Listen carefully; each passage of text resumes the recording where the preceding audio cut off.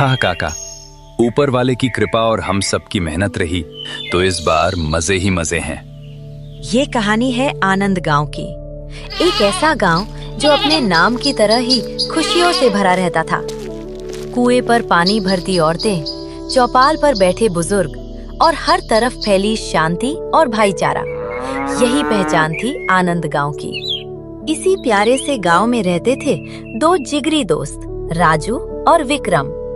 इनकी दोस्ती कोई आम दोस्ती नहीं थी, बल्कि जय वीरू जैसी थी। चाहे आम के पेड़ से आम चुराने हो या मास्टर जी की डांट खानी हो, दोनों हमेशा हर शरारत और हर मुसीबत में साथ खड़े मिलते। यार विक्रम, आज तो काकी ने ऐसा गुड़ का पराठा बनाया कि खाकर मजा ही आ गया। 2 पराठे तो मैं तेरे हिस्से के भी खा गया। हाँ भाई, तू तो बस खाने की ही बातें कर, पेट देख अपना गोलगप्पा होता जा रहा है। कभी कुछ काम की बात भी सोच लिया कर। गांव वाले भी जब इन दोनों को साथ देखते तो इनकी दोस्ती की मिसालें देते थे। देख रहे हो भाइयों, आज के जमाने में ऐसी दोस्ती कहाँ देखने को मिलती है। ये दोनों लड़के आनंद गांव की शान हैं। किसी की नजर ना लगे इनकी जोड़ी को। वक्त गुजरता गया और दोनों दोस्त बड़े होने लगे। एक दिन ढलती शाम के वक्त दोनों गांव के शांत तालाब के किनारे बैठे थे। डूबते सूरज की रोशनी पानी पर पड़ रही थी और उन लहरों को देखते हुए उनके मन में भी कुछ कर गुजरने की लहरें उठ रही थी।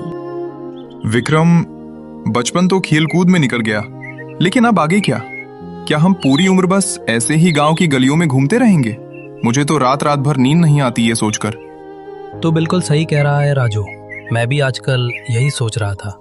हमें कुछ ऐसा करना चाहिए जिससे हमारी अपनी अलग पहचान बन सके, कुछ बड़ा, कुछ अपना, ताकि गांव वाले सिर्फ हमारी दोस्ती ही नहीं, हमारी मेहनत की भी मिसाल दें। बिल्कुल, पर ऐसा क्या करें यार जिससे गांव वालों का भी भला हो और हम भी अपनी मेहनत से 2 पैसे कमा सकें? दोनों दोस्त काफी देर तक सोचते रहे। कभी खेती का ख्याल आता तो कभी शहर जाकर नौकरी करने का, लेकिन वे गांव छोड़ना नहीं चाहते थे। तभी राजू के दिमाग में एक आइडिया आया। अरे विक्रम बता, गांव में मेला या त्योहार हो तो सबसे ज्यादा भीड़ कहाँ लगती है? कहा, हलवाई की दुकान पर, जलेबी और समोसे के लिए। बस यही है हमारा आइडिया। क्यों ना हम गांव में ही समोसे की दुकान खोले? तू मेरे मसालों का स्वाद। दोनों अपने अपने काम में जुट गए। अपने सपने को हकीकत में बदलने का वक्त आ गया था। भैया, बढ़िया वाले पहाड़ी आलू देना, जो उबलने के बाद मुलायम हो जाएं। और हाँ, मसाले भी ताजे और खुशबूदार होने चाहिए। मेरे समोसे खाने वाले उंगलियां चाटते रह जाएं। ले जा राजू भाई, तू भी क्या याद रखेगा, अब तो हम सबको तेरे समोसों का इंतजार है। राजू जहां आलू, मैदा और मसालों का इंतजाम कर रहा था, वहीं विक्रम भी दुकान की तैयारी में पूरे मन से लगा था। काका, दुकान का सारा सामान मजबूत और बढ़िया होना चाहिए और साफ सफाई में कोई कमी नहीं होनी चाहिए। दोनों ने दिन रात एक कर दिया। उन्हें देखकर लगता था जैसे वे सिर्फ एक दुकान नहीं, बल्कि अपना सुनहरा भविष्य तैयार कर रहे हों। आखिरकार वो खुशी का दिन आ ही गया। गांव के चौराहे पर एक छोटी सुंदर और साफ सुथरी दुकान सजी थी। ऊपर पीले रंग का एक बोर्ड लगा था, जिस पर लाल अक्षरों में लिखा था, दोस्ती का समोसा। देख राजू, अपनी दुकान कितनी सुंदर लग रही है ना। आज सच में सपना पूरा होता दिख रहा है। हाँ भाई, आज दिल को अलग ही खुशी हो रही है। अब बस मेहनत रंग लाए, यही दुआ है। दोनों के चेहरों पर खुशी साफ झलक रही थी। आंखों में सपने थे और दिल में नई उम्मीद। दुकान का पहला दिन शुरू हुआ। सब कुछ तैयार था, बस पहले ग्राहक का इंतजार था। गांव वाले दुकान की तरफ देखते, थोड़ा रुकते, फिर आगे बढ़ जाते। लगता है पहले दिन सब थोड़ा झिझक रहे हैं। कोई बात नहीं भाई, शुरुआत धीरे ही होती है, बस पहला ग्राहक आ जाए। तभी स्कूल से लौटते हुए मास्टर जी वहां आ पहुंचे। उन्होंने दुकान देखी और मुस्कुरा पड़े। अरे राजू, विक्रम, तुम दोनों ने नई दुकान खोली है क्या? खुशबू तो बड़ी लाजवाब आ रही है। लाओ भाई, एक प्लेट मुझे भी चखाओ। जरूर मास्टर जी, अभी देता हूँ गर्मा गर्म। विक्रम सम्मान के साथ दोने में समोसा देते हैं। मास्टर जी, जरा चखिए और बताइए स्वाद कैसा है। मास्टर जी ने पहला टुकड़ा तोड़ा, उसे चटनी में डुबोया और मुंह में रखा। खाते ही उनके चेहरे के भाव बदल गए। वाह, अद्भुत! ऐसा करारा और स्वादिष्ट समोसा तो मैंने शहर में भी नहीं खाया। मसाले एकदम बढ़िया हैं। तुम दोनों के हाथों में जादू है। बहुत बहुत धन्यवाद मास्टर जी। ये सब आपकी दुआओं और आशीर्वाद का असर है। मास्टर जी की तारीफ सुनते ही कुछ और लोग भी वहां आ गए। जिसने भी समोसा चखा बस तारीफ ही करता रहा। अरे रमेश, तू भी चक्कर देख, ऐसा समोसा मैंने पहले कभी नहीं खाया। इसका मसाला और हरी चटनी, मजा आ गया। सच में यार, ये दोनों तो कमाल कर गए। अब तो घर वालों को भी इनका समोसा जरूर खिलाऊंगा।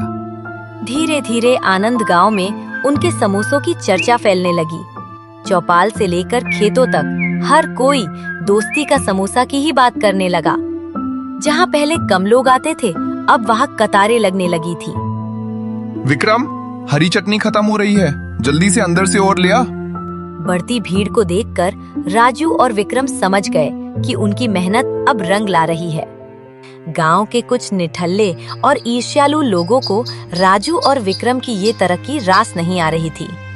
देख रहे हो बिरजू, कल के छोकरे आज पूरे गांव पर राज कर रहे हैं। इनकी दुकान पर तो मेला लगा है और हमारी कोई पूछ ही नहीं है। अरे कालिया भाई, ये दुकान तब तक ही चल रही है जब तक इनकी ये जय वीरू वाली दोस्ती कायम है। अगर किसी तरह इन दोनों में फूट पड़ जाए तो दुकान अपने आप बंद हो जाएगी। तूने मेरे मुंह की बात छीन ली। अब देख मैं कैसे इनकी दोस्ती में दरार डालता हूँ। कालिया ने अपनी चाल चलनी शुरू कर दी। एक दिन जब राजू अकेला दुकान के पीछे बैठकर मसाले पीस रहा था, तब कालिया उसके पास पहुंच गया। अरे राजू भाई, क्या बात है, आज भी अकेले मेहनत कर रहे हो? सच कहूँ तो इस दुकान की असली जान तो तुम्हारे हाथों का ये जादू ही है। अरे नहीं कालिया काका, विक्रम भी तो पूरा दिन ग्राहकों को संभालता है। अरे खाक संभालता है, वो तो बस बाहर खड़ा होकर बातें बनाता है और पैसे गिनता है। असली मेहनत तो तेरी है, आग के सामने तपना, समोसे तलना, पर नाम तो दोनों का हो रहा है। सोच ले राजू, विक्रम तेरा फायदा उठा रहा है। कालिया की बातों ने राजू के सीधे सादे मन में एक छोटा सा शक का बीज बो दिया। उधर बिरजू ने विक्रम को अकेले में पकड़ लिया जब वो बर्तन धो रहा था। विक्रम बेटा, तू इतनी मेहनत क्यों करता है? सारे बर्तन धोना, ग्राहकों की भीड़ संभालना, सच बताऊं तो ये दुकान तेरे ही दम पर चल रही है। ऐसा नहीं है काका, राजू के समोसों का स्वाद ही तो। तू ना हो तो राजू के समोसे कोई मुफ्त में भी ना खाए। वो तो बस कढ़ाई के सामने खड़ा रहता है। असली मालिक तो तू ही है। बिरजू के इन जहरीले शब्दों ने विक्रम के मन में भी अपने काम को लेकर एक झूठा अहंकार पैदा कर दिया। अब दोनों दोस्तों के मन में धीरे धीरे शक और अहंकार की दीवार खड़ी होने लगी थी। बाहर से तो दोनों पहले जैसे ही दिखते, लेकिन अंदर ही अंदर एक दूसरे को लेकर उनकी सोच बदल रही थी। कालिया काका सही कह रहे थे। मैं यहाँ आग में जल रहा हूँ और ये आराम से बिना पसीना बहाए गल्ले पर बैठा है। अगर मैं इन ग्राहकों को इतनी अच्छी तरह ना संभालूं, तो इसकी शक्ल देखकर कौन आएगा दुकान पर?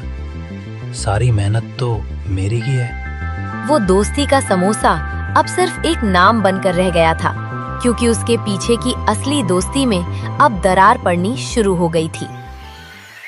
दोपहर का समय था। दुकान पर बहुत भीड़ थी और काम का दबाव बहुत ज्यादा था। तभी विक्रम वहां आता है।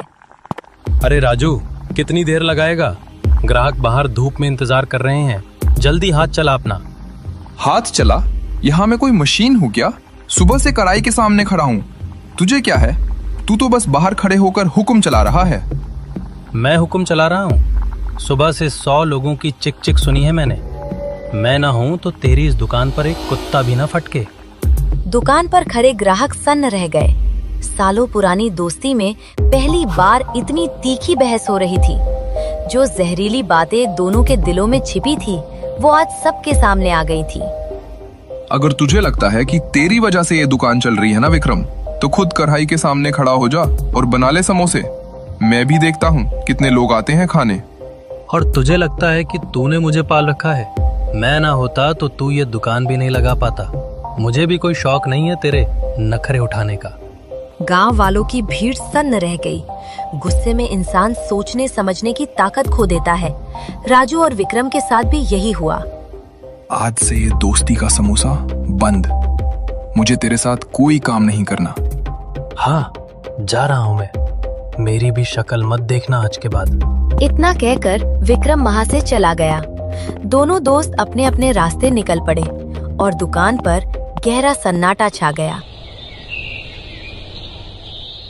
जब पूरे गांव को पता चला कि दुकान बंद हो गई है और राजू विक्रम की दोस्ती टूट गई है, तो हर घर में उदासी छा गई। तभी एक बच्चा मायूस होकर अपनी माँ से, माँ, अब हमें वो स्वादिष्ट समोसे कौन खिलाएगा? मुझे तो भूख ही नहीं लग रही। चौपाल पर बैठे लोग भी इसी बात पर चर्चा कर रहे थे। समोसों का नुकसान तो फिर भी भर जाएगा बेटा, लेकिन आज आनंद गांव ने अपनी सबसे बड़ी दौलत खो दी है। उन जलने वालों ने सिर्फ दुकान नहीं बंद कराई, 2 भाइयों का प्यार छीन लिया। असली नुकसान तो दोस्ती का हुआ है। हाँ मुखिया जी, आप बिल्कुल सही कह रहे हैं। कुछ दिन बीत गए। दोनों की जिंदगी एकदम वीरान हो गई थी। राजू अपने आंगन में उदास बैठा था और विक्रम तालाब के किनारे। दोनों को एक दूसरे की बहुत याद आ रही थी। मैंने विक्रम को इतना बुरा भला क्यों कहा? वो तो मेरा भाई था। सच ही तो है, वो दिन भर धूप में ग्राहकों के ताने सुनता था और मुस्कुराता रहता था। राजू कितनी गर्मी में काम करता था। मेरे सिर पर झूठा घमंड चढ़ गया था। पर रुको। तभी अचानक विक्रम को बिरजू काका की वो मीठी मीठी बातें याद आईं। उसी समय राजू को भी कालिया का वो कान भरना याद आया। अरे, ये कालिया और बिरजू काका ने तो जानबूझकर हम दोनों के बीच आग लगाई थी ताकि हमारी दुकान बंद हो जाए। हम दोनों कितने बड़े मूर्ख निकले जो अपनों को छोड़कर गैरों की बातों में आ गए। सच्चाई समझ आते ही राजू विक्रम से मिलने के लिए पागलों की तरह दौड़ पड़ा। कुछ ही देर में वो गांव के बीच वाले चौराहे पर पहुंचा और वहां विक्रम के सामने आ खड़ा हुआ। मुझे माफ कर दे मेरे भाई, मैं दूसरों की बातों में आ गया। तेरे बिना ये राजू कुछ नहीं है। नहीं राजू, गलती मेरी थी। मुझे झूठा डमंड हो गया था। हम दोनों एक साथ हैं, तभी तो इस दोस्ती का समोसा में असली स्वाद है। दोनों दोस्त रोते हुए गले मिले। ये आंसू दुख के नहीं बल्कि उस धोखे की धूल के थे जो आज उनके दिलों से धुल गई थी। अगले दिन आनंद गांव के चौराहे पर फिर से वही पुरानी रौनक लौट आई। राजू और विक्रम की दुकान एक बार फिर ग्राहकों से सज उठी। विक्रम, जरा चटनी तैयार रख, आज भीड़ ज्यादा लग रही है। सब तैयार है भाई, आज कोई खाली हाथ नहीं जाएगा। दुकान के सामने धीरे धीरे गांव वालों की भीड़ जुटने लगी। सबके चेहरों पर खुशी साफ झलक रही थी। तभी एक गांव वाला मुस्कुराकर बोला, अरे वाह, राजू विक्रम की दुकान फिर से पहले जैसी चमक उठी। सच में इन दोनों की जोड़ी और इनके समोसे दोनों ही कमाल है। दुकान पर फिर से हंसी, रौनक और अपनापन लौट आया। उधर कालिया और बिरजू दूर खड़े सब देखते रहे, फिर चुपचाप वहां से खिसक गए।